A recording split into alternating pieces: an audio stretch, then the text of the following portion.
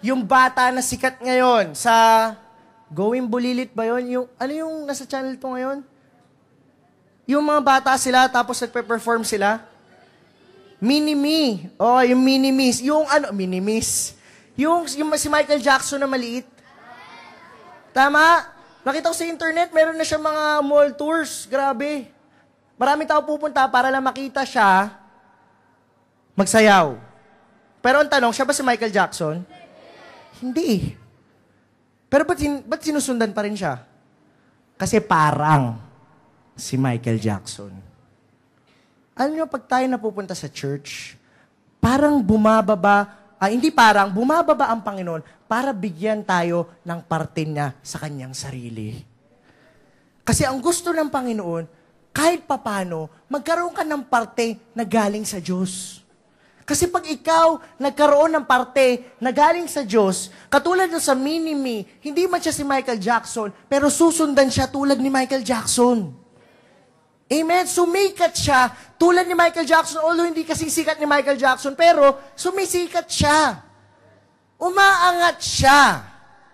Ang gusto ng Panginoon sa atin, magkaroon tayo ng part niya para pag nakabit natin sa sarili natin, kahit papano, maiangat tayo, kahit hindi pantay ng Diyos, pero naiaangat ka. Amen? Nakukuha niyo po ba yung sinasabi ko? Palapakan natin ang Panginoon.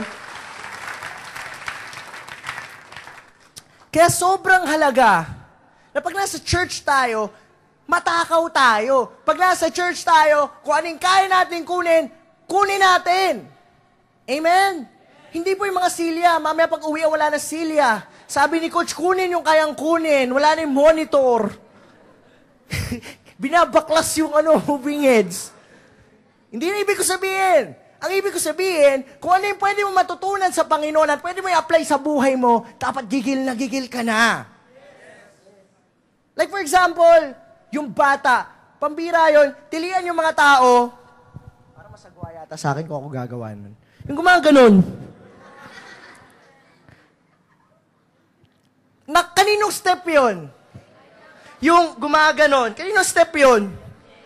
Kay Michael Jackson, di naman kanya yun eh. Pero, nakakuha niya yung part. At nagamit niya sa sarili niya. Kahit hindi siya si Michael Jackson, pag ginawa niya yun, para nakikita ng mga tao si Michael Jackson, kahit hindi siya. Ang gusto ng Panginoon, makita yung parte ng Panginoon sa buhay mo. Kasi pag nakita yung parte ng Panginoon sa buhay mo, kung paano nirespeto ang Panginoon, kung paano bumilib yung tao sa Panginoon, kahit paano, bibilib din sila sa'yo.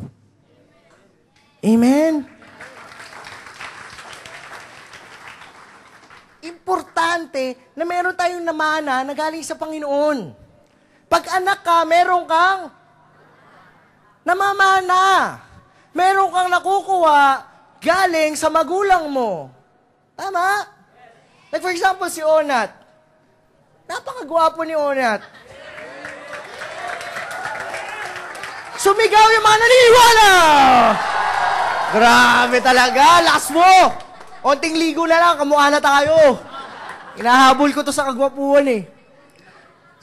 Sa tingin niyo ba si Onat, bigla lang sumabog at ganito na itsura? Tumatawa, pare, tumatawa oh. Si Onat, sa tingin ko, ganito yung itsura nito kasi kahit papano, ganito yung itsura ng tatay na o nanay niya. Siguro yung mata ni Onat, katulad ng mga mata, yung sila dandan, ganyan mata lahat. Kahit hindi inaantok, parang inaantok. Mga sarpamones, yan sila Mami Barb, sila Paulo. Yan o, bilog na bilog yung mga mata. Oh, di ba dandan? Oh, ya? Namana nila yan. Tama? Namana nila sa nanay nila o sa lahi ng sarpamones. Kasi bakit? Doon sila galing eh. Tama? Imposible na ang mamana mong ugali o mamana mong characteristics, yung karakteristik ng kapitbahay ninyo. Delikado po yun. Ang kamukha mo yung tatay ng kapitbahay mo. Oh no, mommy. What happened? Importante na kamukha tayo ng Panginoon. Hindi man exactly, kasi walang taong perpekto eh. Walang taong kayang gumaya, pero dapat kamukha. Sabi mo sa katabi mo, kamukha. Tingnan mo kung kamuka, pare. O kamuka ng kaaway, pare. Anong mukha meron yung kasama natin? Importante na kahit papano, tayo mga Christians, hindi man tayo kamukha talaga literally ng Panginoon. Pero dapat, meron kang hawig. Sabihin nyo nga hawig. Dapat may hawig ka kasi tatay mo yun eh. Yung parang masabi sa'yo, ay si Jenny talaga. Napaka mapagbigay, pambira, parang Panginoon talaga. Kaya pa nagsalita siya, niniwala ako kasi yung ugali niya may pagka-Diyos. Amen? Ay si Hazel talaga napaka maalalahanin, parang Panginoon. Sabi ni Benhur sa akin, maalalahanin daw si Hazel. Amen! Diba? Mapag-alaga. Diba? Sabi ni Marion sa akin, si Dino daw ay mapag-alaga. Pag pagod daw si Marion, galing ng school, na CR, hindi makapaghugas, si Dino naghuhugas. Amen? Tatay naman yan. Alam niyo yun, dapat merong katangian na nakikita sa atin na galing sa Panginoon. Meron dapat katangian ng pagka-Diyos sa'yo. Kaya nga sa Bible, nabanggit sa Bible na yung mga tao daw nung panahon ni Jesus, nung after na mamatay pala, ang tingin ng mga tao doon sa mga disciple ni Jesus ay parang mga Diyos. Sabi nila, God is being born again. Parang nabuhay silang muli sa anyong tao. Nakita nila na ang Panginoon ay muling nabuhay sa pamamagitan ng mga disipulo. Dahil sila nakapagpagaling na may sakit, nakapagpagaling ng kung anumang sakit, nakapagpalaya sila ng demonyo, mapagbigay sila, mapag-intindi sila. Kaya sabi nila, parang yung Panginoon muling bumaba. Amen po ba?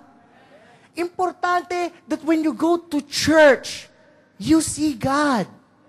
Amen?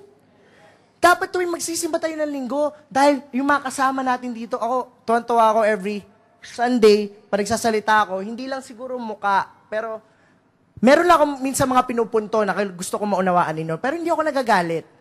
Pero tuwan-tuwa ako tuwing Sunday pag nagsasalita ako, kasi I felt at home. Kasi pag nag-church tayo, this is your home. Pag nag-church ka, dito yung mga kapatid mo. Nandito yung mga kabarkada mo. Nandito yung kapamilya mo.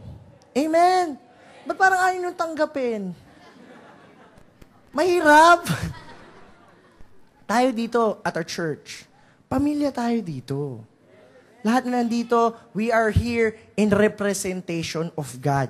Hindi ko man nakikita ang Panginoon. Pangalan mo, bro? Yung kumaganoon. Pangalan mo, pare? Si Junie. Kahit hindi ko nakikita ang Panginoon, dapat pag nakita ko si Junie, pambira buhay na buhay talaga ang Panginoon kay Junie. Kanina, tinanong ko si Junie. Hindi na nga ang pangalan mo, ha? Junie? Ha? June. Delikado pag galit sa'yo, no? June! Okay, so, tinanong ko si June, sabi ko sa kanya, Junie, galing mo sumayo kanina. Sabi niya sa akin, Coach, hindi ako yung magaling. Ang Diyos ang magaling. Sabi ko, ginanong ko ikaw na kaya mag-preach ngayon Sunday. Nakita ko, na sa pamamagitan ng mga ganong klaseng salita, na-encourage ako Tama? Na-encourage ba kayo? Si Sam, kanina, nag-song lead siya.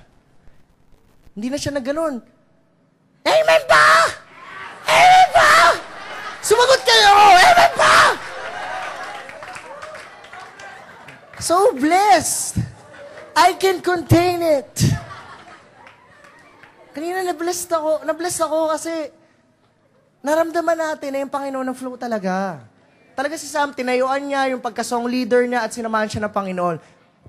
In other words, pag masarap ang praise and worship, masasabi mo na nakatikim ka ng onti ng langit. Dapat ganun. Tuwing pupunta tayo sa church, nakakatikim ka ng langit. Nakakatikim ka, kahit hindi permanently ng langit, kahit papano, natitikman mo. Yun ang church eh. Itong church, patikim lang to. Hindi ito yung langit talaga. Pero sabi ng Panginoon, mangyari sa lupa kung ano yung nangyayari sa langit.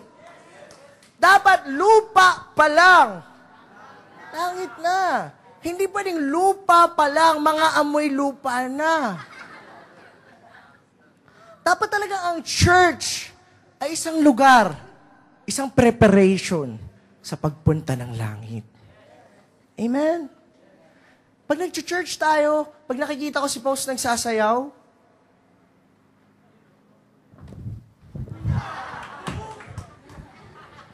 kaso parang pag gumaganong ka, Paus, may step pa dito.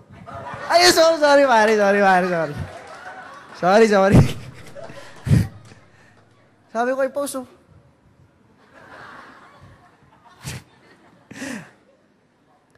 kahit hindi ko nakikita ang Lord kung gaano siya kasaya, pag nakikita ko yung mga dancers sumasayaw, kahit papano, nakikita ko yung dulo ng ngiti ng Panginoon. Amen? Dapat ganun eh.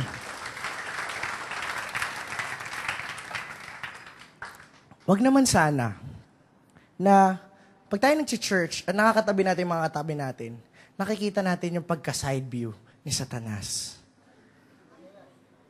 Di ba? Pag yung kasama mo laging may problema, laging parang galit, parang nawalan lagi ng cellphone, parang kakamatay lang ng negosyo kahapon. Di ba? Parang November 1 everyday. Parang galing hangover. Nag-inuman kahapon. Di ba? Pag ganun, hindi siya masaya kasama. Meron ba sasama sa ganung klaseng mga tao? Ngayon, natutuwa ako, mas marami tayo ngayon kaysa last Sunday. Naniniwala ako na meron mga taong nagmukhang Diyos this week.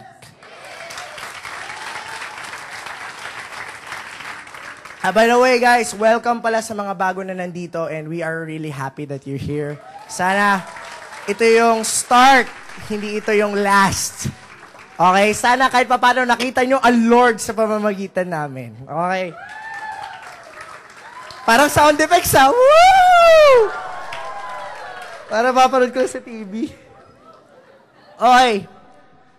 I want to start with this smart story na nabasa ko when I was browsing the net. Meron daw isang bata na nagbebenta ng mansanas. Sabihin nyo nga, mansanas. Mansanas, or in English, apple. Okay? Pasok siya sa isang train, at habang nagbebenta siya ng mansanas, syempre, hindi ko alam kung paano, pero siguro, mansanas kayo dyan, mainit pa, parang Manila tayo. Mansanas kayo dyan, pulang-pula, etc. At alam nyo ba, nagsimula siya sa likod ng train, at habang naglalakad siya, nag-aalok siya. Alam nyo, sa kasawi ang palad, andun na siya sa kalagitnaan, wala pang bumibili. Wala pang bumibili nung apple na meron siya. So, nung malapit na siya sa pinakaunahan ng train, nakita siya nung isang lalaki na matagal na nakatingin sa kanya. Siyempre, naglalakad siyang gano'n, nakita siya. Pinalapit siya ngayon. Sabi siya, halika nga dito, boy. Ipangalanan natin siyang Albert. Albert, halika nga dito, Bert. Kaya pala hindi makabente, ganyan yung tsura. Okay, joke lang, Bert. So, lapit na gano'n. Sabi niya, bigyan mo ako, gusto mo makabenta?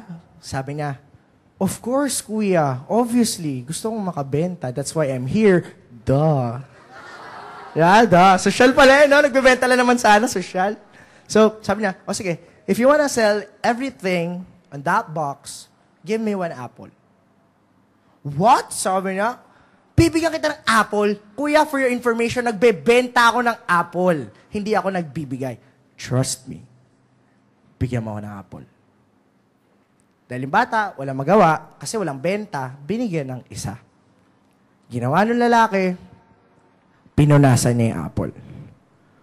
Pagpunas ng apple, pulang-pula, ginawa niya, binasa niya ng onti ng tubig. Ginawa ng lalaki, hawak niya yung apple, naglakad siya pabalik. Kinagat niya yung apple ng dahan-dahan. Tingin yung mga tao. Meron ka pang tinga dito.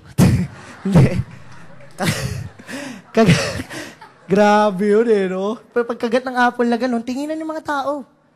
At habang naglalakad siyang gano'n, nagsasalita siya, sarap ng apple, tamis. Wow, I want more of this. Gano'n siya, sarap. Tapos, talagang yung wave ng kamay niya, talagang mataas. Wow, ang sarap. Gunaganon talaga, parang kakapitas lang. At nung nakalakad na yung lalaki hanggang sa likod ng train, nakatabi na si Onat. Ay, hindi, joke lang. Hindi na ikaw, pare. Baka hamunin mo na ako ng sutukan, mamaya. Sutukan na lang, coach. Okay. So, nandun siya sa likod, at nandun siya sa likod ng lalaki, sabi ng lalaki, psst, psst. Magbenta ka ulit. Punta ka ulit dito sa likod. Sabi ng bata, Lord, magdamag kaming nanghuli ng isda. Ay, ba't no? Dumaan na ako. Walang bumili. Babalik ako. Sabi ng lalaki, trust me. Okay, so sabi ng bata, well, wala namang mangyari. Sige. Nagulat yung bata. Nung naglalakad siya pabalik, dinudumog na siya ng tao para bumili.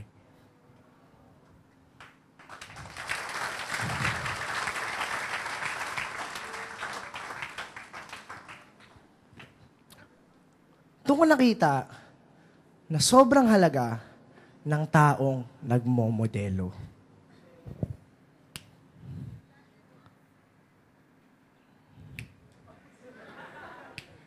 Yun, no? Parang ano to parang Twilight. Parang, ayun, Death Note pala, parang Death Note. Sabi dyan, modelo. Sobrang halaga. Napakita sa akin ng storyang yun. Ang sarap ng apple, no? Pero tingin mo na kayo dito, masasarap to. Alam nyo, doon ko napansin sa story ngayon na sobrang halaga ng modelo. Yung bata, dahil siguro hindi siya masyadong maayos magbenta, kahit sumisigaw siya, nagsasalita siya, wala siyang nabenta. Pero yung lalaki, dahil marunong magmodelo ng produkto, the same product, pero dahil iba yung pagmumodelo dun sa product, nabenta. At natapos na naubos lahat. Doon natin makikita na sobrang halaga pala ng pagmumodelo pag may gusto kang ituro o pag may gusto kang ibenta. Minsan ba nakapunta kayo sa mga supermarket? Merong may mga bioman dito doon. Di ba? Sasalita sila, Ma'am, sir, come here, sir. Hey, look at this. This is this is the knife. Pag ginanon mo, 10 agad. Diba? Grabing kutsilyo yun, di ba? Ganun, 10 agad. Di ba? Marami silang klase ng binibenta. Bakit sa tingin nyo, kailangan ng mga taong ganun? Para mamodelo, para maituro kung paano gamitin, para maipakita at para mabili. Tama? Kasi, yung mga ganong produkto, hindi basta-basta nabibili kung hindi naiintindihan. Amen?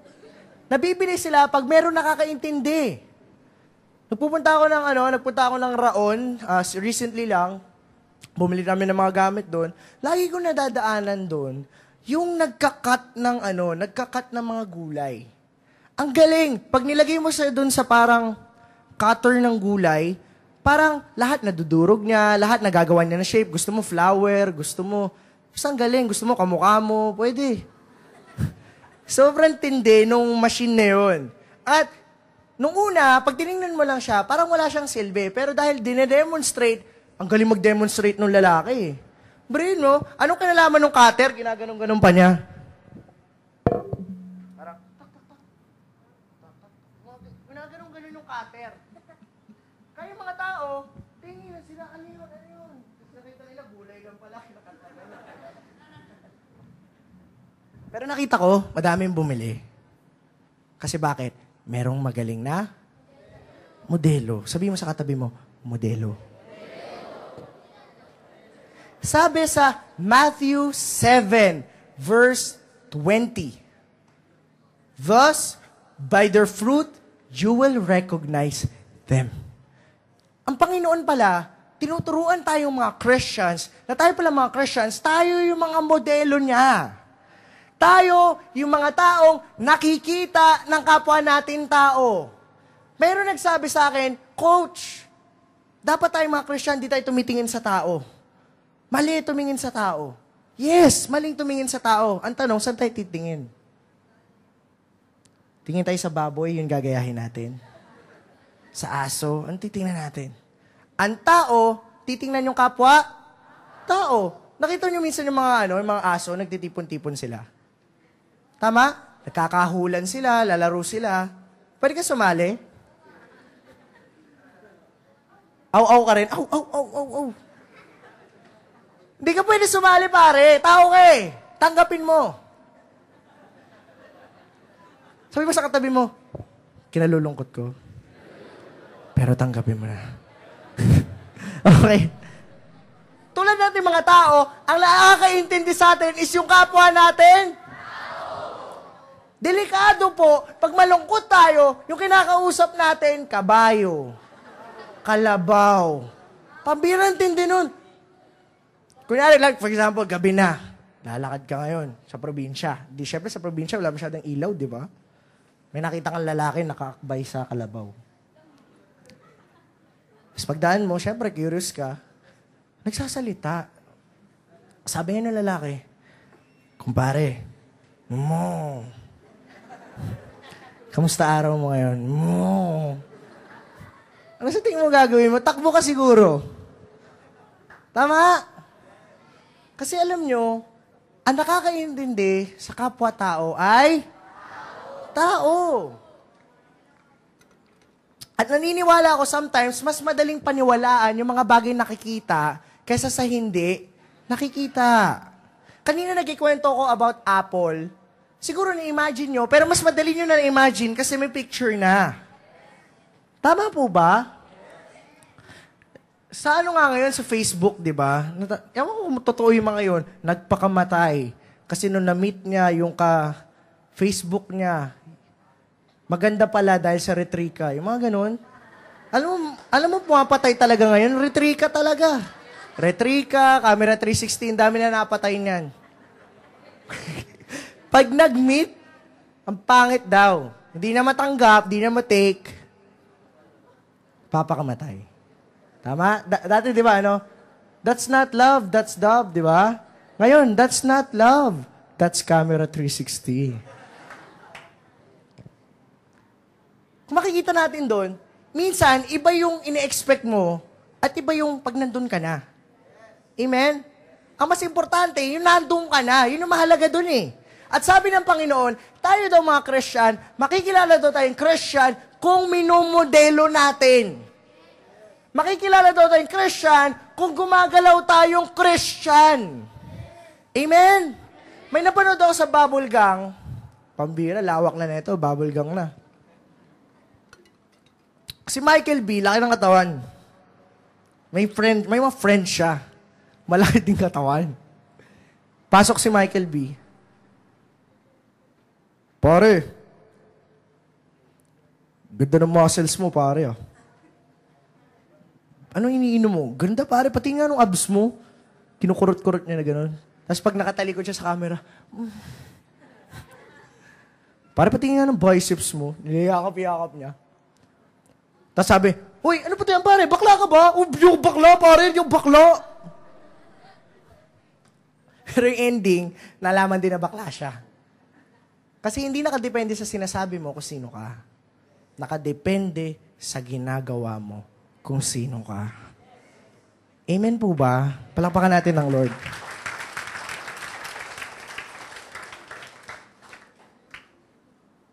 Pinapakita sa atin doon na tayong mga Christians, nagiging effective lang tayong model kung yung minomodel natin naka-accurate sa atin. Tama? Like for example, let's say model ka ng kamiseta. Alam mo yung kamiseta? Let's say pen shop. Model ka ng pen shop. Okay? Pwede ka ba mag-model ng pen shop, lalaki ka, laki ng tiyan mo? Ganda ng katawan mo dito, pero mas maganda dito.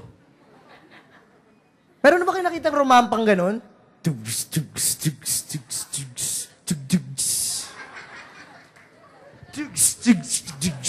Ay, sorry. Sino kaya yan?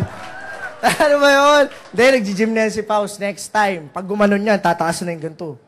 Ano? Wala, di ba? Kasi walang bibili eh. May nakita na kayong billboard. Di ba, meron ngayon naka-billboard, mga naka-brief lang. Ama, for example, naka-brief, naka-ganun. Bentong naka-brief. Sa tingin niyo may bibili? Apa, nasuka lahat sigurado. O kunyari, sino yung kamukha ni Marion? Si Empoy. Empoy pare, nakaganon. Tibak brief, nakaganon, Empoy. Isipin mo lang Marion, tibak brief. Yak! Sumpain.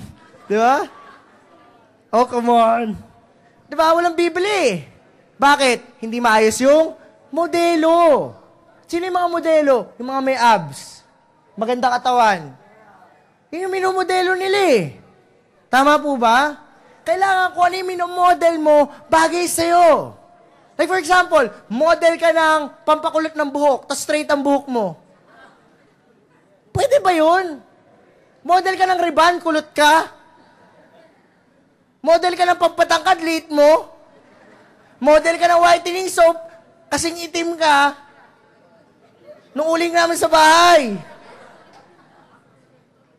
Model ka ng pabango, ang amoy mo, amoy jabar. Sabi mo sa katabi mo, ayusin mo na kasi buhay mo, pare. Hindi na maganda eh. Sakit sa ilong. Tumatambay sa ilong. Guys, alam niyo kung ba't may mga Christians hindi nagiging effective? Kasi iba yung gusto nating gawin, pero iba yung ginagawa natin. Ang gusto nating imodelo na tayo ay Christian. Pag Christian tayo, dapat nakikita yung pagka-Diyos ng Diyos sa atin. Kasi that way, mamumodelo natin siya ng tama. At pag namodelo natin siya ng tama, bebenta. Pag sinabi kong bebenta, may mangyayari. Amen po ba? Yung Christian life mo, mangyayari. Let's say, for example, naghahanap ng model ng damit. Maganda katawan mo, gwapo ka. Ang dami talaga sunungaling sa church. Okay, sabihin natin, hindi ka na gwapo. Ang kailangan lang nila maganda katawan. Pag nag-pictorial lang, dito lang. Di ba may mga gano'n? Hindi ka dito lang. So, yan, tukulak na pala. So, yan. Let's say maganda katawan mo, madi-discover ka, makukuha ka. Bakit? Fit sa'yo yung gustong ipamodel. The question is this, natanong ko yung sarili ko kanina. Ang buhay ko ba ngayon ay fit sa pagkakristyano ko? Yung klase ng buhay na meron ka ba ngayon ay isang buhay ng isang Kristiyano?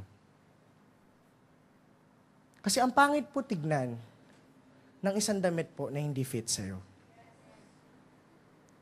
Hindi ka nga dito. Ayaw mo? Ako leader dito.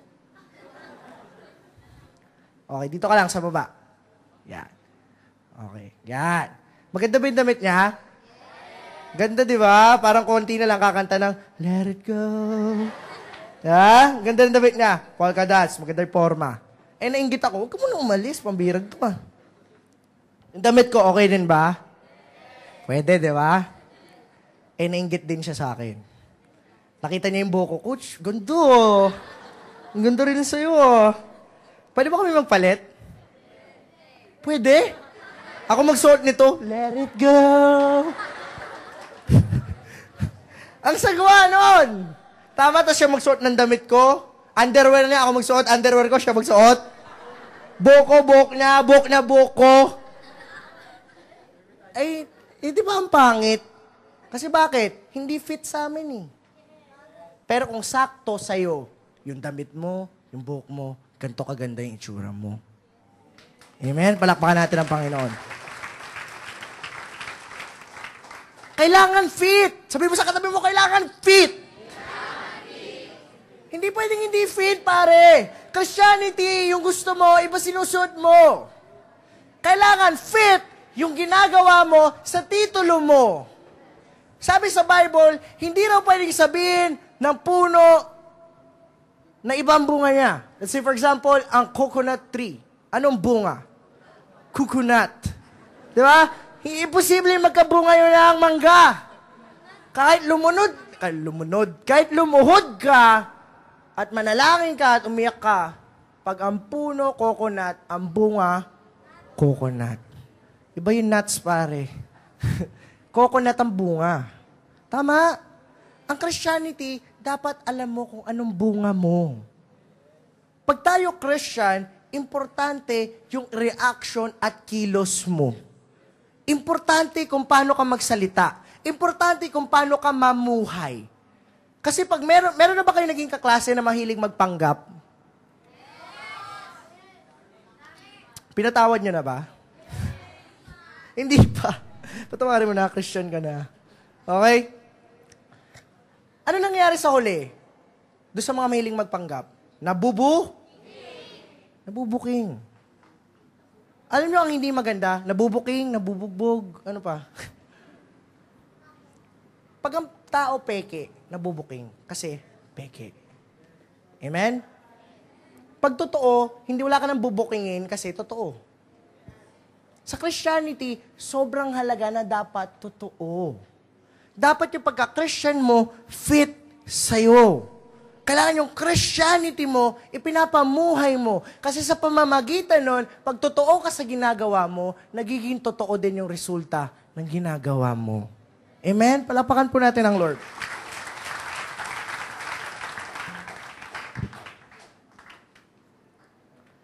Naalala ko nung I was, I think 7 or 8 years old. Pag nagbabakasyon ako sa lola ko, dahil ako yung unang apo, favorite ako. Bibilan ako ng swimming pool, tapos meron kaming parang kotsi-kotsihan. Gusto ko na nandun ako. Kasi lahat ng gusto ko, pag nandun ako sa lola ko, kasi medyo may kaya sila, pag nandun ako, lola, gusto ko KFC, bibili ka agad yun, ganun. Lola, gusto ko to, ganyan.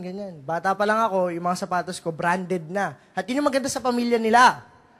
Dahil Kastila sila, lolo ko, ang gusto puro branded.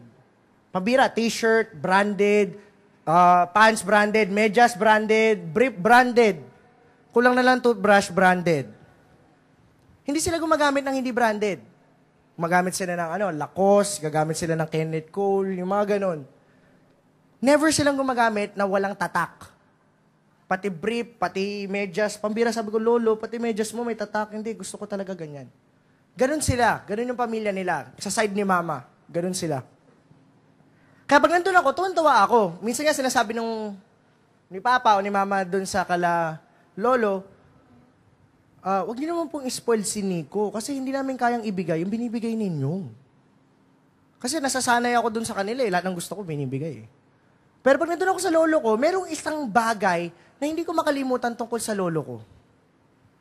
Gusto nyo malaman? Alright.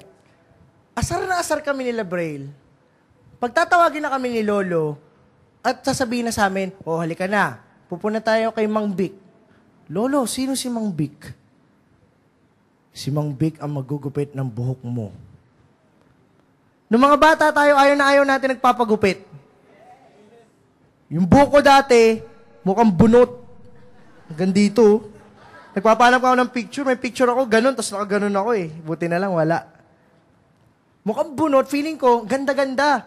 Pag lumalakad ako ganun, gumawa ganun, no? Parang kortina.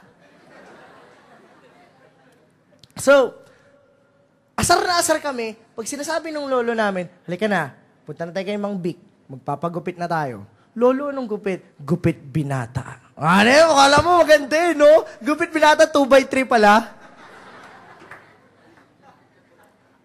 Ano yung nagulat ako? Kasi, ang lolo ko, ang hilig sa branded, ang akala kong pupuntahan namin barbershop na si Mang Vic ay isang magandang barbershop, naka-aircon, or, yun, parang isang social na barbershop. Let's say, sa parlor ngayon, parang fix, ganyan. Pabirang gupit sa fix yan, 400. Sabi ko, oh no. 400, 350. Grabing gupit. Gupit lang. Anong gunting gamit ninyo? May laser?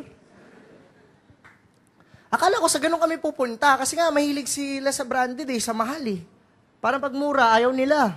Hindi maganda. Nagulat na lang ako, yung pinuntahan namin barbershop, walang aircon. 2 lang ang upuan. Tapos sa tabing kalye lang. At yung nagugupit, isang kaedad ng lolo ko. Nagulat ako, ba't dito ang init? Pero isang bagay na napansin ko, yung barbershop, simple lang, hindi naman siya madumi, pero simple lang siya. Yung normal na barbershop, maganda lang na onti dyan sa barbershop sa taas. Pero alam niyo yung mga customer niya, lahat di kotse.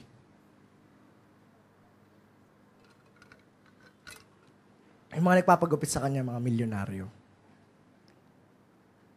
True story to. Nagulat nga ako Para makaupo ka doon sa 2 trono niya, para makaupo ka doon sa barbershop na yon, magpapaschedule ka ng 1 araw before. Pero ang itsura ng barbershop, normal lang na barbershop. Na-curious ako. Sabi ko, anong meron dito? Ba't nandito kami nagpupunta? Doon ko natutunan yung kwentong barbero. Pag sinabing kwentong barbero kasi, sinungaling agad, di ba? Pero alam niyo ba, yung mga kumikitang barbershop, magagaling magkwento yung mga barbero. Pag naupo ka doon, sa upuan niya, para ka nakaupo sa time machine. Pag naupo ka doon, sa upuan niya, hindi lang ba sa time machine, lahat na magaganda sa buhay mo naalala mo.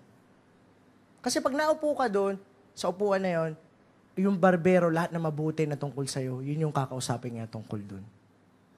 Ay, ganda ng buhok niyo, kahit napapanood na dito, oting ganito lang, oting kinis dito. As ang galing niya makipagkwentuhan, ang galing niya mag-appreciate. Wala ka maririnig na negatibo sa kanya. Mamasahihin ka, daming gagawin. At napakabait.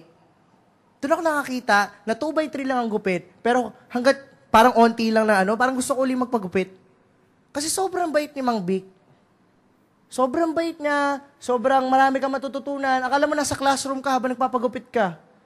Alam mo ikaw, ganito, may apo rin ako, ganyan. Alam mo, ganito yung dapat mong gawin sa buhay, maganda yung ganito. Ganito. Ang dami mo matututunan tungkol sa kanya. Kikwentuhin ka niya kahit sino ka. Ititreat ka niya na talagang customer. Hihilutin ka niya, merong mainit na toalya, lalagay na dito, hilutin niya yung ganito mo. Halos parang spa ang datingan. Ang bayad lang sa kanya, 75 pesos. Pero, pag nagbabayad na yung mga customer, binabayaran siya 300. Binabayaran siya 400, 200, 500. Keep the change. Kasi bakit? Hindi yung opisina, hindi yung lugar yung nagmumodelo para bayaran siya ng ganun. Ang importante, yung kwentong barbero. Ang importante, yung ugaling barbero niya. Na pag ikaw napunta ka sa kanya, parang feeling mo, ikaw yung pinakamahalagang tao dun sa lugar na yun. Sobrang bait niya. Doon ko naunawaan na yung kwentong barbero ay hindi kasinungalingan, kundi minsan exaggeration. Kahit minsan maliliit na bagay lang na maganda, ini-exaggerate niya. Kunyari, for example, si Sam may bagong hikaw. Normal lang naman. Pero pag sa kanya mo dinala, ay, ang ganda ng hikaw mo. Ano ba to? Anong bato-bato? Ay, ano ba? Saan mo nabili to? Wow, mura, ang ganda. Pero ang ganda. Hindi mo masakit pag nilalagay. Parang ang liit na bagay lang, pinapalaki niya. Nakakanalas ba kayo ng tao na pag nakasalubong nyo, parang, you made my day. Minsan may nakasalubong akong tao, medyo lumiit yung tiyan ko. Sabi ko, wow, thank you God. Nakisama ka rin. Okay? Tapos may nakasalubong akong tao, tuwing makikita ko siya, laging mabuting sasabihin niya sa akin. Hey, Coach, lumilitan tiyan mo. Nice one. Lahat na lang na mabuti, kahit maliliit, sasabihin niya sa'yo. Wala kang maririnig na negatibo sa kanya. Alam niyo ba, kahit ako hindi na ako tawagan, pupunta ako mag-isa sa kanya. I felt good pagkasama ko siya. Kasi lahat ng binabanggit niya o lahat ng tinitingnan niya sa tao is yung positibo. Amen? Masarap kasama yung mga taong positibo . Masarap kasama yung tao na laging nakangiti. Sabi ko kanina kay Sam tsaka kay Jason, smile. It works. Amen? Pag yung katabi mo lagi nakasimangot, ano may isip mo? Kunyari, hindi mo kakilala. Let's say, nasa jeep kayo. Magkatabi kayong dalawa na lang. Lagi nakasimangot. Hold the upper yata. Baka saksakin ako nito. Di ba? Pero kung mabait siya, makwento. May isip mo ba yung mga ganon? Hindi. Alam nyo, nakita ko na sobrang halaga ng pagmumodelo ng Christianity. Katulad ni Mang Vic, kahit normal lang siya na barbero, dahil ang galing niya sa kwentong barbero, at niyakap niya yung pagka-barbero niya, at talaga naging barbero siya, kahit pananalita, kumita yung barbershop. Tama? Tayo mga Christians, sobrang halaga na yung pagka-Kristiyano natin, talaga nakadikit sa atin. Yung ugali ni Mang Vic na always positive, dapat sa mga Christian yun eh. Dapat sa ating mga Christian, yung maliliit na magaganda, yun yung pinapalaki natin. Lagi dapat tayo positibo. Lagi dapat tayo nakangiti. Lagi dapat tayo may glory ng Panginoon. Kasi yun dapat, yung nakikita sa atin. Pero kung makikita mo yung Christians in our generation, ang mga judgmental, kung sino yung mga Christian, sila ang judgmental. Sabi nga nila, ang mga Christian ngayon in mental. Ano ibig sabihin ko in mental? Kristiyano pero may ganito. Kristiyano pero hindi namumuhay na parang Christian. Tayo, sabi sa Bible, sa Luke 1 verse, contradicting pala dun sa barbero, meron ako napuntang restaurant. Sino mahilig kumain? Yung iba, hindi kayo mahilig. So lahat kami, halos mahilig kumain. Dati, ang trip namin mga 8-12, hanggang ngayon naman. Restaurant hopping talaga. Hanap kami ng mga kainan. Yun lang, trip namin. So, merong isa nagkwento sa akin sa na 8-12 na, pero excited na excited sila. Ang ganda ng restaurant. At nung pagpasok nila sa restaurant, ganda ng place, ganda ng amoy, pero yung mga nagsiserve, masusungit. Meron na kayo nakapasukang ganun? Let's say, for example, restaurant, bilihan ng damit, kung ano man. Yung parang ang ganda ng lugar, pero dahil ang sungit na nagbebenta, ang sungit nung waitress, para nawawalan ka ng gana. Dati kakain kami, yes, order. Wala kami niyan. Ay, wala rin yan. Sabi ko, ano meron kayo? May problema ka, te? Ginanong ko nga, may problema ka, te? Doon siya para natauhan. Ay, wala, sir. Pero nakakawala ng gana. Alam mo, sometimes, hindi yung equipment eh. Minsan naisip natin, para maging mabuting Christian tayo, kailangan magaling yung presentation natin. Kailangan magaling yung pagmumodelo natin. Ang nasa isip natin pagmumodelo is yung pagpipreach. Ay, para maging mabuting Christian ako, dapat galing ako yung pagpipreach ko, yung pagmiministry ko, etc. Kung ano man yung nakikita natin. Yes, kasama yon. Pero ang talagang tunay na pagmumodelo is yung buhay na ipinapamuhay mo araw-araw. Yan ang tamang pagmumodelo. Diyan tinitingnan ng Panginoon kung talagang Christian ka o hindi. Amen? Sabihin mo sa katabi mo, magkakaalaman tayo. Okay. Amen. Exciting na ba? Naging exciting na? O gusto niyo umuwi? O gusto niyo na umuwi? You can go. Okay? Ito, sabi sa 1 Corinthians verse 4 to 16. Yan, sabi dito, therefore, I urge you to imitate me. In Tagalog, sabi ni Pablo, itinutulak ko kayo na gayahin ako. Pinapakita sa atin ni Pablo na tayo dapat mga Christian, kahawig talaga dapat ng Panginoon. Dapat kung sino ang Lord, minomodel natin. Naging effective si Pablo, hindi dahil magaling siya magturo. Hindi dahil magaling siyang dumiskarte. Naging effective si Pablo na Christian kasi ginagaya niya ang Panginoon. Sa lahat ng disciple, si Pablo lang ang nagbanggit at malakas ang loob na sinabi, gayahin niyo ako. katulad ng paggaya ko sa Panginoon. Ibig sabihin, confident siya na meron siyang nagaya galing sa Panginoon. That's why sinasabi ni Pablo sa mga tao, nagayahin siya. Sa lahat ng disciple, si Pablo ang may pinakamadaming napuntahan na lugar. Pinakamaraming naisulat. Kasi si Pablo hindi nagturo masyado, kundi si Pablo ipinamuhay at inimitate niya ang Panginoon at yung tao gumaya sa kanya. Sabihin nyo, minodelo. Mahalaga yung minumodelo eh. Kahit anong sabihin mo minsan, kahit magaling ka mag-preach, kahit magaling ka mag-church, like ka nandito, pero kung yung buhay mo hindi nagbabago, walang maniniwala. Naalala ko yung tatay ko dati, sabi niya sa akin ng bata ko, Nico, huwag kang maninigarilyo, hindi maganda yan sa kalusugan. Tama ba yon? Yes. Pagkatapos sasabihin niya sa akin, sasabihin niya, o Nico, ito yung 30 pesos, bili mo ako doon isang kahan ng Marlboro. What? Sinasabi niya wag gawin. Sinasabi niya masama. Sinasabi niya wag kong gawin, pero siya gagawin niya. Eventually, dahil siya naninigarilyo, kahit pigilan niya ako, naninigarilyo din ako. Nagsimula ako ng red. Red agad, no? Lights muna. Naging red. Hanggang naging... May black ba? Wala pang black nung panahon. Okay? Hanggang naging weeds. Hanggang naging... Huwag na natin ituloy pa. Sa nagsimula, sa Yossi.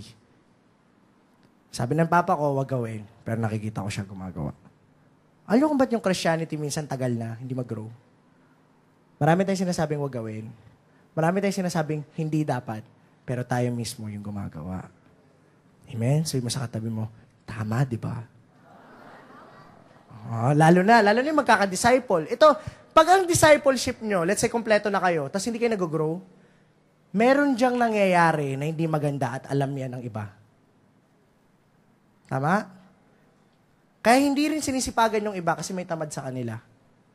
Kaya gumagawa ng kalokohan yung iba kasi merong gumagawa ng kalokohan sa loob. Hanggat hindi magmumodelo ng tama, puro turo lang, walang magbabago. Importante yung magbumodelo higit sa pagsasalita. Amen po ba? Pwede mo palakpakan natin ang Lord doon? Tayo daw mga Christian, doon nagpunta kami kahapon sa, dito sa Infanta. Nung pauwi na kami, meron kaming isang matanda na nadaanan. Tanghaling tapat, mag-isa lang siya, meron siyang payong, at yung daan, bako-bako. Siyempre kami, nakakotse, naka-aircon. Ako, naawa ako.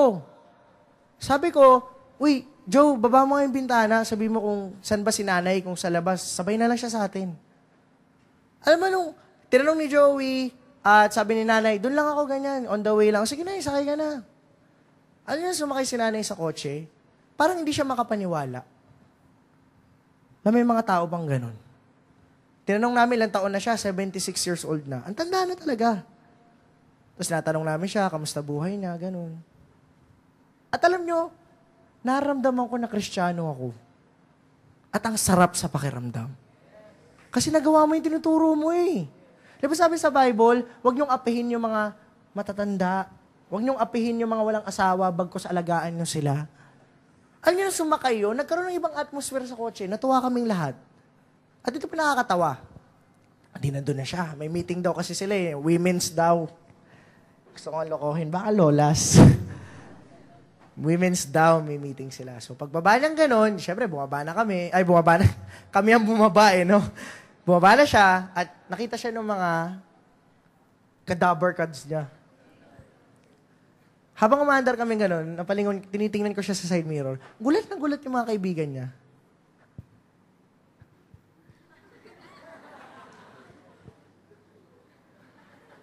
Natatawa ko sa salamin. Kasi gulat na gulat sila. Parang, di ba, paano ko nakasakay doon? Sino yung mga yun? Ganyan, et cetera, et cetera. At tuwan-tuwa sila, tawanan silang tawanan nakikita ko sa ano. Doon ko nakita na onti na lang tao siguro gumagawa ng mga Kristiyanong gawain talaga. At nakita ko, kahit sa simpleng ganun lang, malaking nagiging apekto kasi pinapangatawanan mo yung pagiging Christian mo. Amen? Palakpakan po natin yun. Alam nyo guys, naniniwala ako na marami tayong kayang gawing impact sa school, impact sa community, impact sa, sa barangay. Pero hindi lumalabas yung impact kasi hindi natin masyadong pinapangatawanan yung ating Christianity. Let's say, for example, sinabi sa'yo, Christian ka na ngayon? Sakto lang. Sisimba ako pag linggo. Minsan ayaw natin pangatawanan eh. Pag sinabi mo sa ano ka na, Christian ka na? Parang, ba't niloloko mo ako? Ano nakakaloko dun?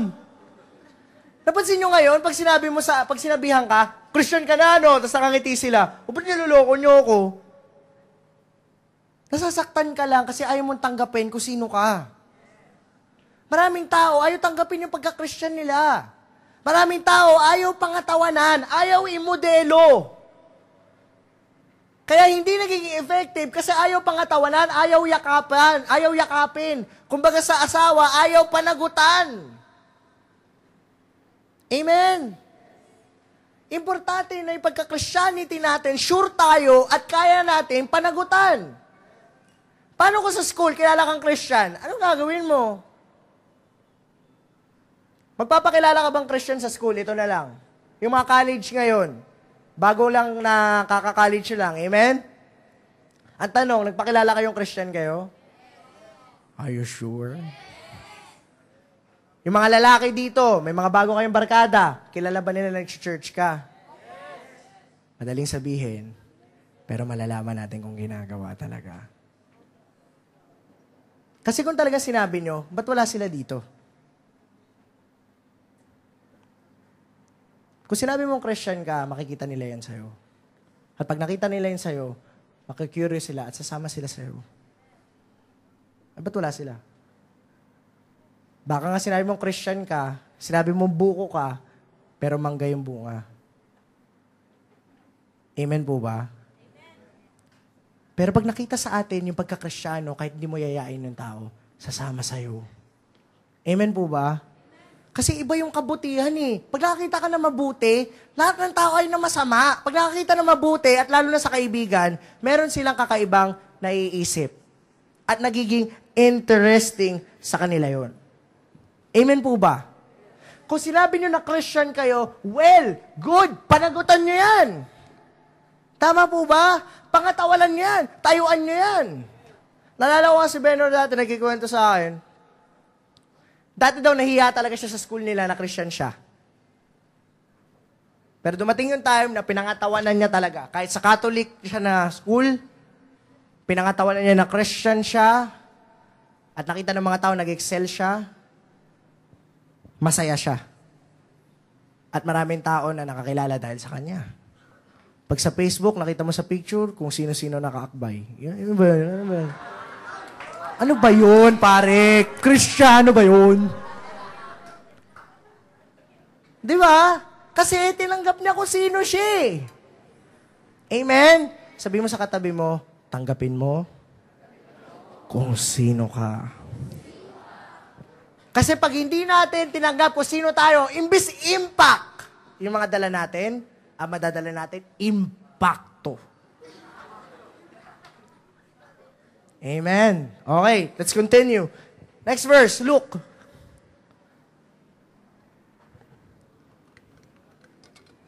Sabi sa Luke, the angel answered. Sabayan niyo po ako sa pagbasa nito. Lahat po tayo tumayo. Okay, sabay-sabay po tayo. 1, 2, 3, go!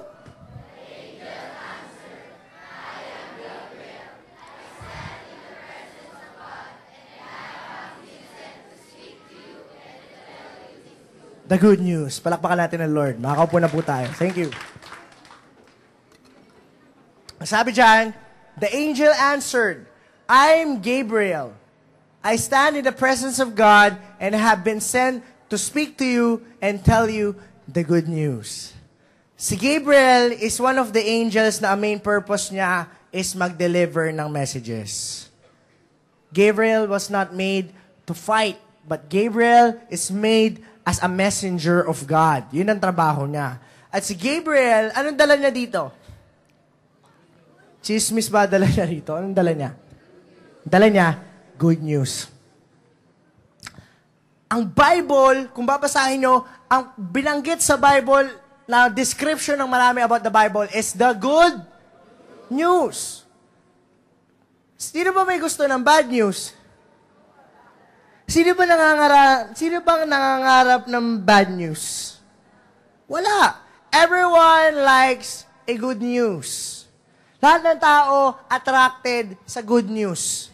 Pag may good news, gusto mo yun. Pag may good news, dun mo gustong pakinggan. Pag may good news tungkol sa'yo, pag may nagkaka-crush sa'yo, gusto mong pakinggan. Pero pag may galit sa'yo, ayaw mong pakinggan. Pag may mali tungkol sa'yo, gusto mo bang pakinggan? Ayaw. Pero pag may tama tungkol sa'yo, ang laki ng tenga mo. Kasi bakit? Good news. Amen? Tayo ng mga Christians, yung Bible, good news. At yan yung dala-dala natin. Kung yung good news dala-dala natin, dapat attractive yan sa mga tao. Amen? Kasi good news yan eh. Pero ba't hindi nagiging attractive? Do you have any idea? Ba't hindi nagiging attractive? Naalala ko dati, trick or treat kami. Ano yung pag-Halloween? Di pa ako Christian nun eh. Trick or treat kami. Siyempre, pag nag-trick or treat, pagandahan ba yun? Ano dapat? Papangitan. Mas pangit, mas maganda. Di ba? Lagay ng nunal dito, mga kung ano-ano, di ba? Nakakatakot. Dapat yung dating mo nakakatakot. So, yung isang kaibigan namin babae, ang dress niya, uso pa nun si Sadako ba yun? Di puting-puti, yung dress niya. Tapos nakapaa. Tapos maning buhok. Pag nag-uusap kami, ginaganon lang yung buhok niya. So, kung makita natin, scary. Tapos mahaba yung kuko. Yun ang costume niya eh. Tapos medyo sugat-sugat kunyari, etc. Trick or treat. Siyempre, uwian na. Gabi na eh. Okay, uwi na siya ngayon.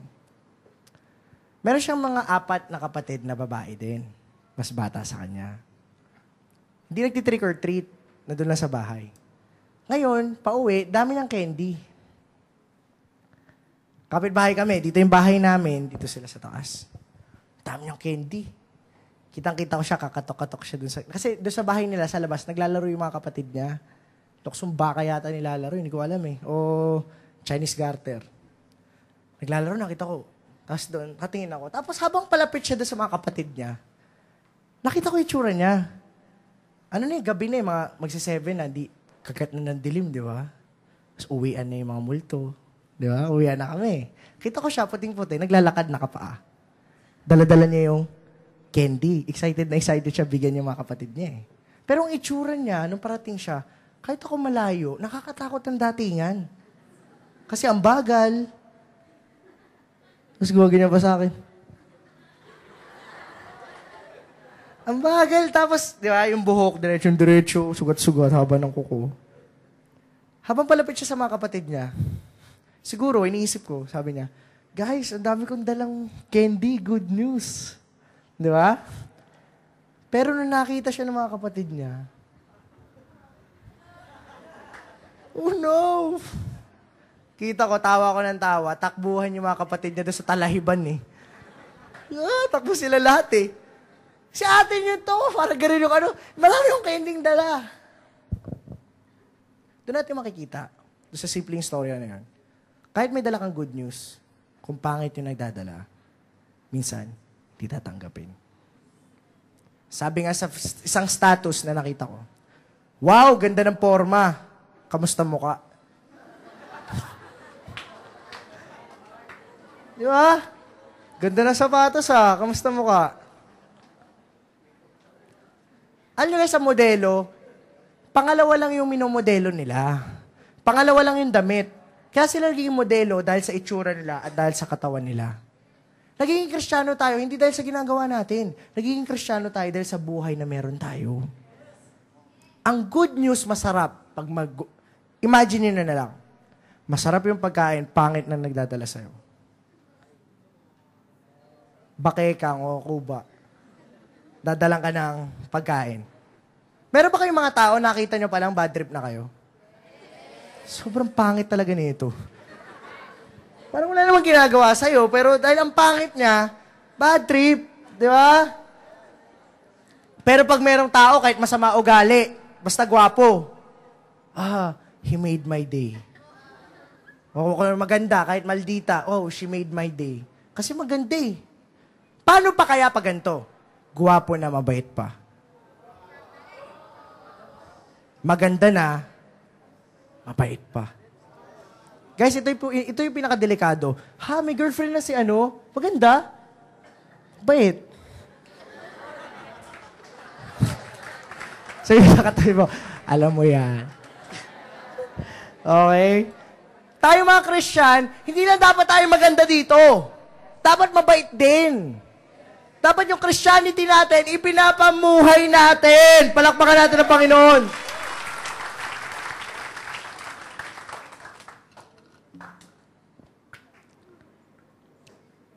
Sabi sa Numbers 14, verse 37, these men who were responsible for spreading the bad report about the land were struck down and died of a plague and before the Lord. Doon natin makikita, before natin to talunan, doon natin nakikita na mahalaga yung good news. Mahalaga yung ginagawa natin dito sa church. Mahalaga yung Bible. Pero huwag niyo kalimutan na mahalaga din yung nagdadala ng good news. Katulad sa story ako, kung pangit yung nagdadala, kung nakakatakot yung nagdadala, wala rin tatanggap eh. Amen po ba? Nakukuha niyo po ba ako? Mahalaga yung nagdadala. Kaya si Satan, ang tinitira niya, hindi yung good news. Walang kayang gawin yung kaaway sa good news. Kasi nung namatay ang Panginoon, natuldukan na yung good news na talaga yon. Save na tayo. Wala na magagawa yung kalaban dahil namatay na ang Panginoon. Ang pwedeng tirahin ng demonyo is yung mga tao nagdadala ng good news. Ang pwede niyang banatan, ang pwede niyang inisin, ang pwede niyang tuksohin is yung mga taong nagdadala ng good news. Kasi alam niya, kahit good ang news, kung bad ang nagdadala, wala din. Nakukuha niyo pa yung gusto ko sabihin? Kasi Satan, ang ginagawa niya sa mga Christians, unang-una, dahil naka-encounter ka na, we're not about talking about sin. Pero kung hindi pa, ang main weapon ni Satan is sin. Na sinisira niya yung buhay ng mga tao sa pamamagitan ng kasalanan. Pero tayo na mga nandito, mga Christian na tayo eh. Amen po ba? Tayo, mga Christians, alam na natin yung tama at mali. Tayo, nagkakamali na lang tayo. Pero, ang pinaka-ginagamit ni Satan na napansin ko sa panahon natin ngayon, na madalas nakaka-apekto sa maraming Christians, as tinitira ng demonyo, is yung pagkatao natin, is yung ugali natin, is yung mood natin. Sabihin mo nga, yung mood natin. Nakakilala na kayo ng tao na masyadong mood swinger? Parang galit mamaya, matutuwa mamaya, tapos galit na naman. Iiyak dito, tawa doon sa kanto, yung mga ganon. Masyadong mabilis magbago yung ugali. Amen? May kaibigan ba kayong ganon? Ang hirap eh. Ano yung ginagawa ni Satan sa mga Christians ngayon? Katulad dito, sabi dito, these men who were responsible for spreading the bad report about the land were struck down and died of plague before the Lord. Yung mga nagdala daw ng hindi magagandang balita.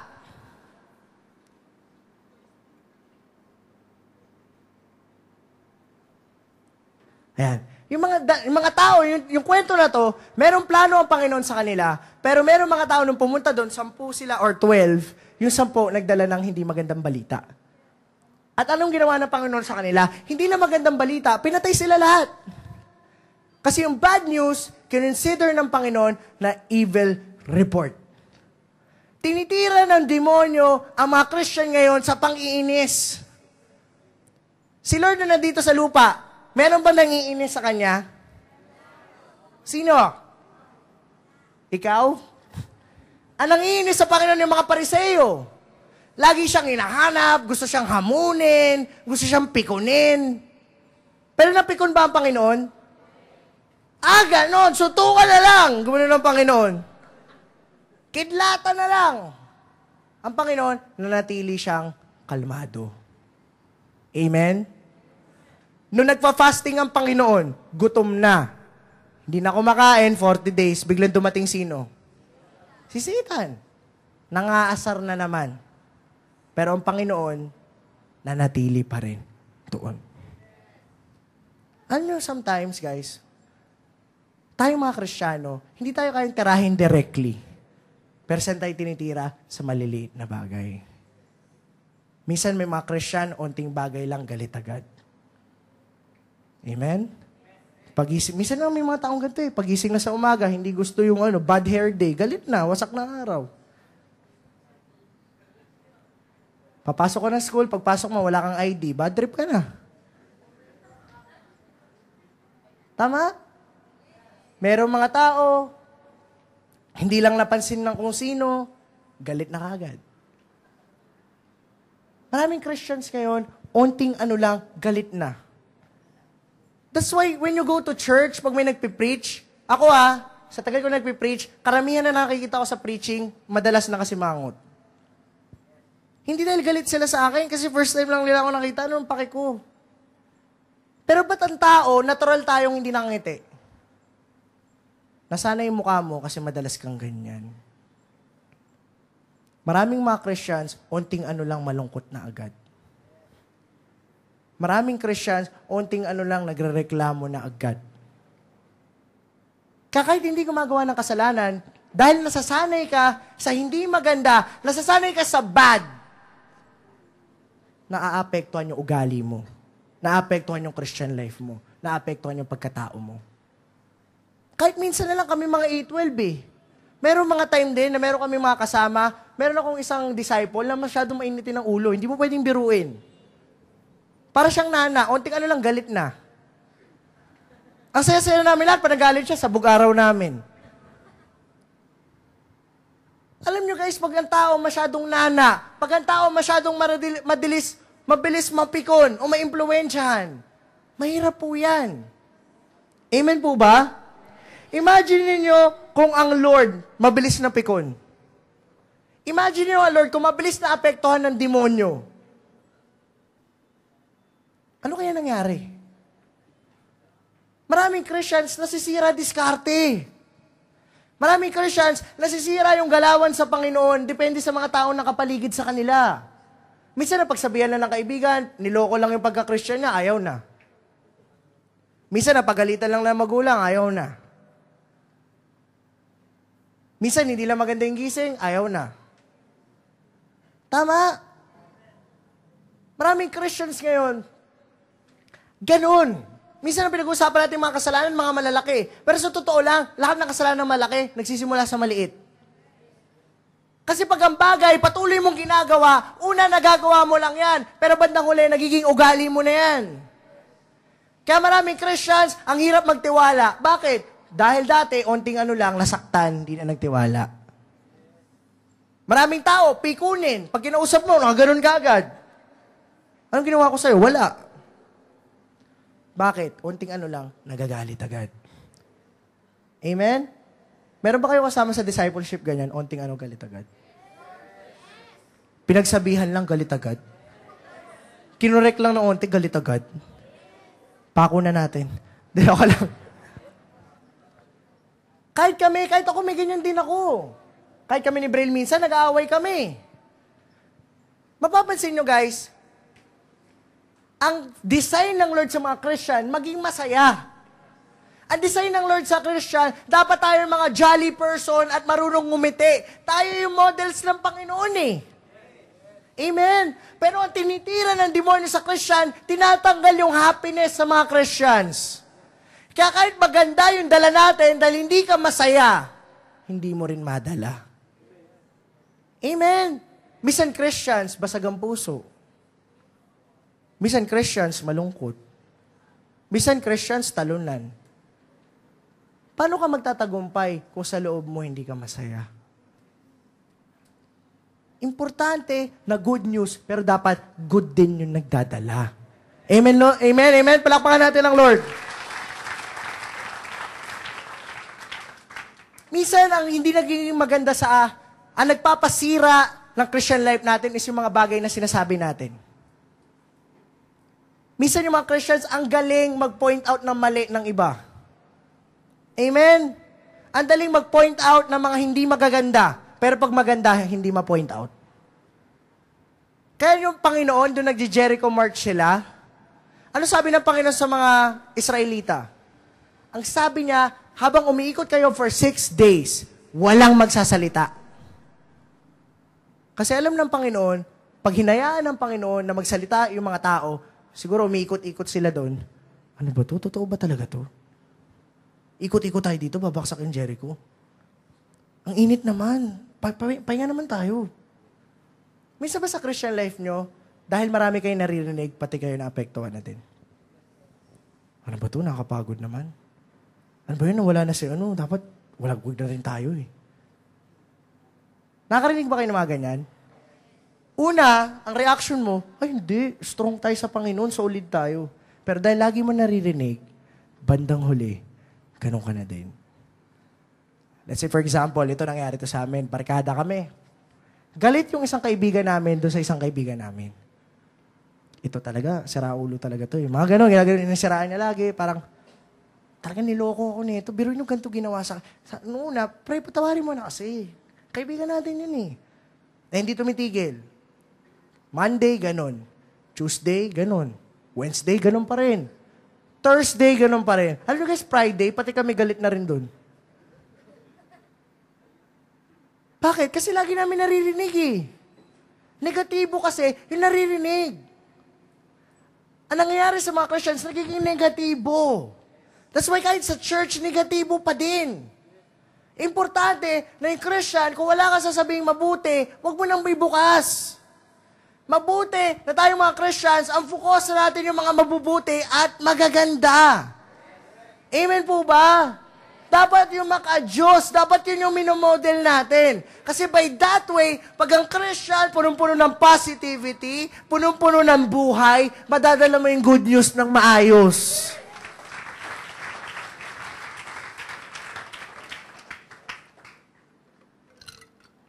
Ito, lastly, Genesis 29, verse 16 to 18. Yan. Now Laban had 2 daughters. The name of the older one was Leah, and the name of the younger was Rachel. Leah had weak ba to talaga? Leah had weak eyes, but Rachel was lovely in form and beautiful. Jacob was in love with Rachel and said, I'll work for 7 years in return for your younger daughter, Rachel. Si Jacob, sa sobrang in love siya kay Rachel, balak niya at kaya niyang pagtrabahuhan yung babae ng 7 taon para makuha niya. Meron pa ba nanliligaw na gano'ng katagal? Tama? Gusto kita. Gusto mo rin ba ako? Pag hindi, ayoko na. Ito guys, 7 years niyang pagtsatsagaan. Ang nangyari ngayon, kung alam niyo yung istorya, 7 years niyang pinagtsagaan at ito yung ginawa ni Laban. Ang ginawa ni Jacob, nagtrabaho siya kay Laban. Si Laban, yun yung tatay ni Rachel tsaka ni Leah. Ang trip niya, sino? Si Rachel, si Leah, yung ate, hindi niya trip. So siya, nagtrabaho siya na 7 years. Nag-alaga siya ng hayop, doon siya tumira, pinagsilbihan niya yung tatay ng 7 taon para lang makuha sino?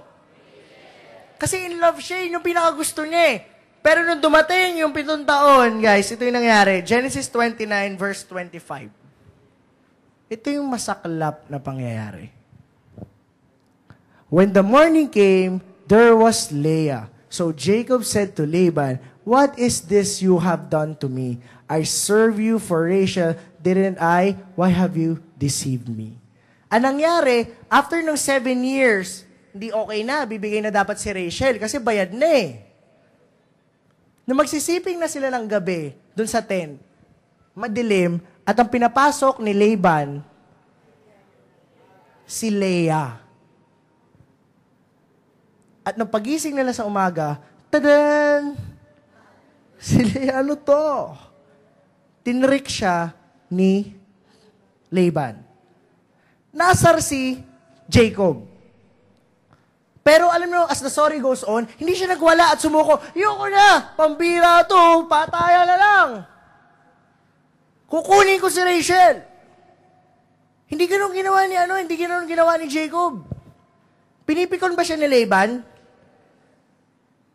Pinipikon siya. Ang gusto ni Laban, sumuko siya. Ang gusto ni Laban, wag na niyang ituloy yung mabuting gusto niya. Ang demonyo ganyan din sa'yo Iinisin ka talaga para hindi mo na ituloy yung maganda na ginagawa mo. Na bandang huli, yung gusto mo talaga na Christian life, papalitan mo na lang nun, tama na lang. May asawa na rin ba siya? Meron na. Si Leah. Pero si Jacob, hindi siya pumayag. Sabi niya, hindi ako titigil hanggat hindi ko nakukuha yung gusto ko. Anong ginawa ni Jacob? Pinagtrabahuan na uli ng 7 years. Guys, 14 years na pare. Grabe. At hindi pa doon nagtapos. Habang nagtatrabaho si Jacob ng 7 years, lalo pa siyang pinahirapan. Lalo pa siyang inasar. Pero alam niyo yung ending ng storya? Natapos niya yung 7 years, nakuha niya si Rachel, at anong ginawa ng Panginoon? Yung herd na inalagaan niya, binigay din ng Panginoon kay Jacob.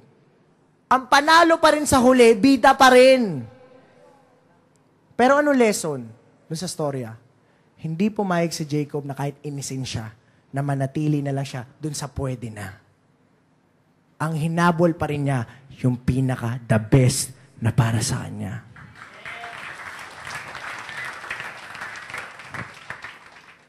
Alam nyo, hindi ko sinasabi na yung Christian life magiging madali. Wala nagsasabi nun Si Jacob, kahit mahal niya, si Leah, hindi naging madali. Hindi porkit gusto mo, madali na. Kailangan mo ipaglaban. Kailangan mo pangatawanan. Kailangan mo imodelo. Si Jacob, minodelo niya yung pag-ibig niya. Pinagtrabahuhan niya, hindi siya sumuko. Kahit may nang-asar sa kanya, hindi siya pumayag. Kahit niloko siya, hindi siya pumayag. Siguro kung ako si Jacob, kung gano'n nangyari sa akin, baka magwala ako nun. Sino ba dito lalaki kaya na magtrabaho 14 years para sa isang babae? Ang tahimik po. Pero si Jacob kasi alam niya gusto niya Si Jacob, minodelo niya kung anong gusto niya.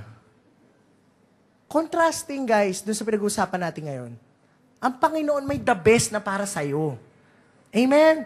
At hindi ko sinasabi na madali yun makukuha.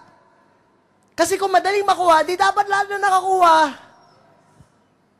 Kailangan yun ipaglaban mo. Kailangan yun pangatawanan mo. Kailangan yun panagutan mo.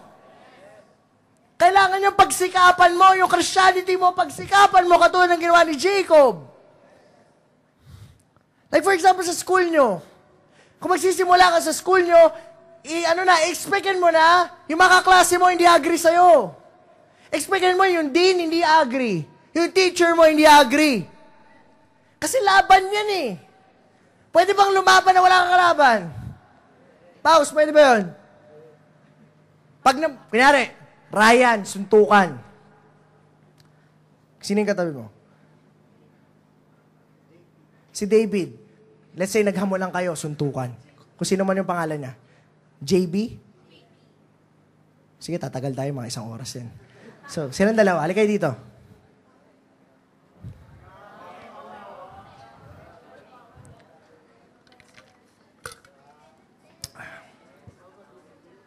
Magkakatawan naman to magka-wait.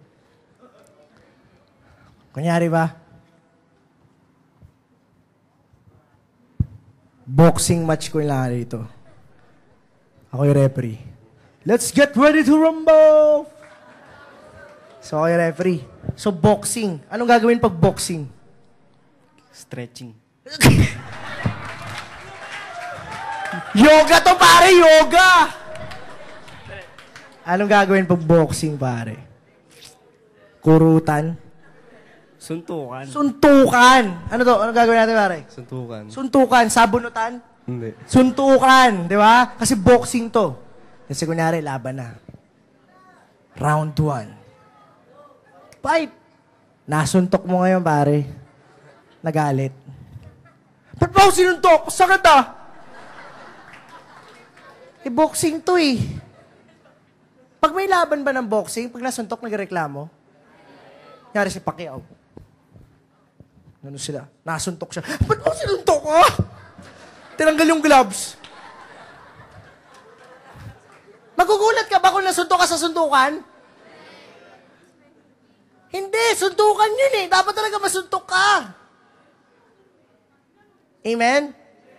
Ini-expect mo na yun kasi suntukan yun. Let's say, for example, laro tayo, pare. Tanong nyo ano laro. Dali, hindi na suntukan to, pare. Ano laro? Tanong nyo. Anong laro? Basaan. Ano, ready na kayo? Okay, di laro tayo ngayon. Basaan, binasahan nyo ako. Pwede ba ako mapikon? Pambira kayo, pagbabatokan ko kayo, binasahan nyo ako. Pambira, basaan to eh. Nakuha po ba natin? Palakpakan tayo lahat. Yeah. Alam nyo guys, when you became a Christian, Christianity is a fight. Amen? Pag ikaw nag-disciple ka sa school, mamaya mapagsabihan ka lang, Christian ka no, yoko na nga. Akala ko ba tutulungan ako ng Lord? Kunyari, sa trabaho mo, maloko ka lang na onti, ayaw mo na. Para ka nakikipagsuntukan, na nasuntok ka, umiyak ka. May mga Christian ganun eh. Lalaban, matamaan ng onti, iyak na kagad, ayaw na. Kaya nag-i-invite ka, hindi pumunta isang beses. Anong ginagawa ng iba? Yoko na. Invite ako ulit, hindi naman pupunta. Lumalaban tayo eh. Minsan talaga tatamaan ka din. Si Pacquiao, ito natatawa kayo ah. Yung pinakamatinding laban niya, si Pacquiao in interview. Bugbog. Parang mushroom. Tapos, nangiti. Kasi panalo siya. Tontuwa ako ngayon. Nag-i-English eh. I was so happy. Ganto, ganyan. Pero sugat-sugat yung muka. Kasi lumaban siya at nagtagumpay siya at siya nanalo. Tinamaan ka man. Mahalaga sa Christian life, tinamaan ka man, hindi ka tumigil, nanalo ka pa rin sa uli. Si Leah ganun eh. Ay, si Jacob ganun, tinamaan, naloko, hindi tumigil, nanalo pa rin sa uli. Si Jesus, inasar, niloko, iniwan, bugbog, pero sa huli, siya pa rin nanalo.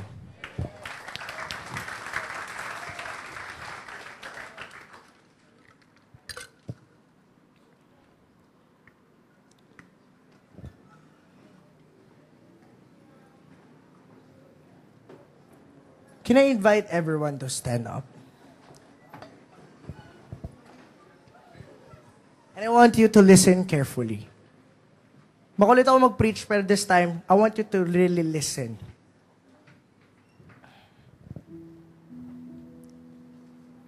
I admit, aminin ko sa inyo, Christian life is not easy.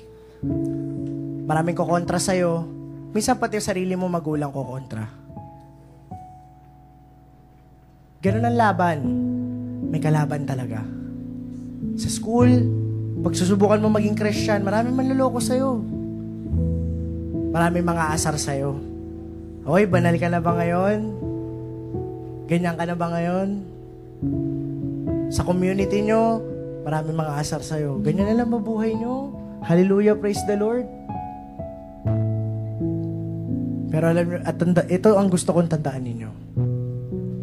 Sa bawat laban, sa bawat higanting kalaban, merong kaharian na lagi nasa likod.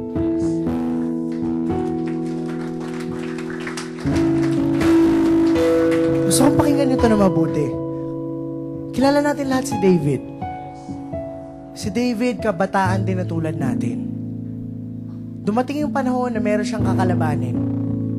Kumontra yung sarili ng pamilya, hindi nagtiwala sa kanya. Lahat ng tao takot lumaban. Si David lang ang hindi. Ang daming nang loko sa kanya, ang daming nang discourage sa kanya. Pero si David, lumaban pa rin. Kahit may nang discourage, naging positibo siya. Kahit may nangaasar sa kanya, hindi siya nagpaasar, dumiretso siya.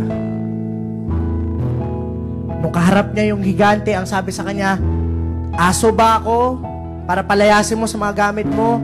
Sabi ni David sa kanya, hindi ako nandito, nadala ko yung mga gamit ko. Nandito ako, dala-dala ko yung pangalan ng Diyos na makapangyarihan sa lahat. Maybe guys, we're not perfect. Tanggap ko yun. Hindi tayo perfecto, hindi tayo magaling. Pero hindi tayo pupunta sa laban dahil magaling ka. Hindi dahil matalino ka. Pupunta ka sa laban kasi meron Diyos na sumusuporta sa'yo na namatay para sa'yo 2,000 years ago. At yung laban na ilalaban mo, matagal na niyang ipinanalo. Kailangan mo na lang ilaban. Si David, kung natakot siya, kung si David nagpadala siya, hindi niya nakuha yung kaharian. Wala tayong kilalang King David. Nanatili na lang siyang taga-alaga ng hayop. Lahat ng bese, lahat ng mga disciple na nandito, lahat ng mga kakilala ko dito, hindi kayo nilikha ng Panginoon para maging maliit. Hindi kayo nilikha ng Panginoon para mag-alaga lang ng hayop. Nilikha tayo para isang araw umuwi sa kaharian na dapat na para sa atin.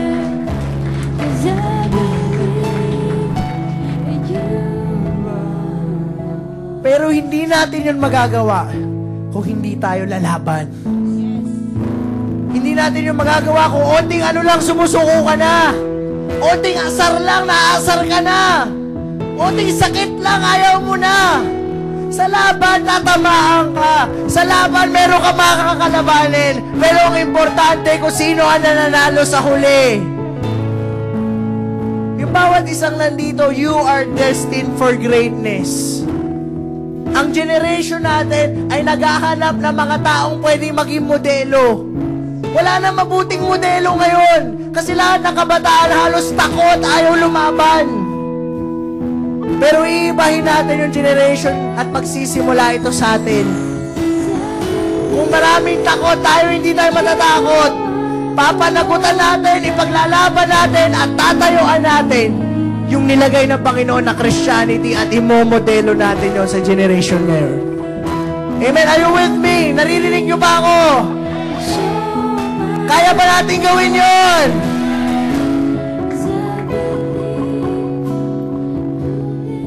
Wala mo na kakata. Gusto ko pakinggan nyo ito mabuti.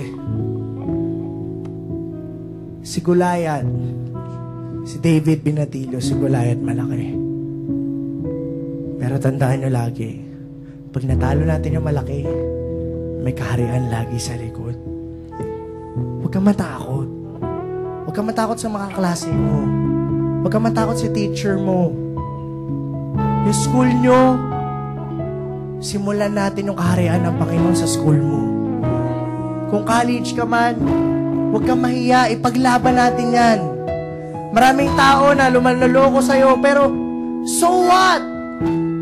Kung manloloko sila sa umpisa lang yon, pero sa huli, tayo pa rin magwawagi. Sa lahat na nandito, sa trabaho mo, sa lahat. Maraming kokontra, pero ito sasabihin ko sa inyo, ang panalo ay laging nasa bida. At ikaw yung bida nung usapan ngayon. Guys, pagmumodelo, yung pagkristyano natin, yakapin natin, panagutan natin, ipaglaban natin. Kasi may laban tayong kailangan labanan. At sa laban na yun, ikaw na ang panalo at tinakda na yun para sa'yo. Ang kaharian ay para sa'yo, hinihintay ka lang umuwi dun sa kaharian na yun. Pero kailangan talunin mo yung kailangan mong talunin. Amen. Do you hear me right now? Doon sa mga tao na gusto na ngayon lumaban. Sa mga tao na hindi na basta-basta lang maiinis. Doon sa mga tao na hindi basta-basta susuko. Sa mga tao na hanggang tamaan pero tatayo at lalaban. Sa mga tao na hindi magpapakaduwag. Kundi lalaban dahil alam nila na sila ang panalo sa uli. Tinatawagan ko yung mga taong yan sa harapan.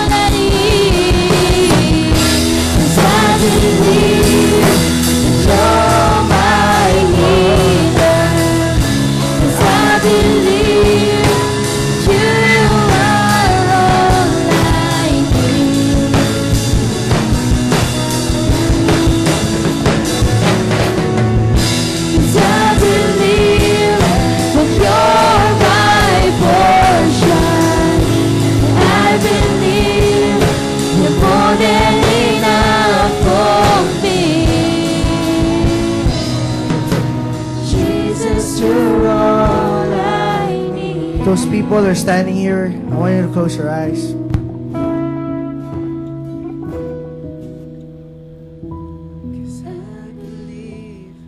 Father God, we pray right now. Panginoon, meron mga challenges na nasa harap namin.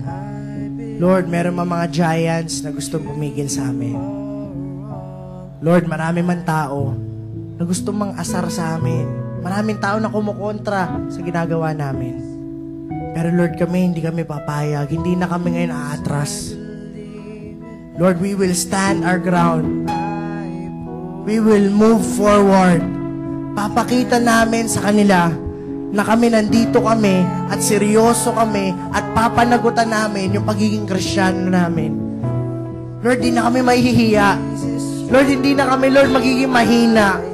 Pagkos, Panginoon, tulad ni David, haharap kami dahil hindi dahil magaling kami, hindi dahil malakas kami.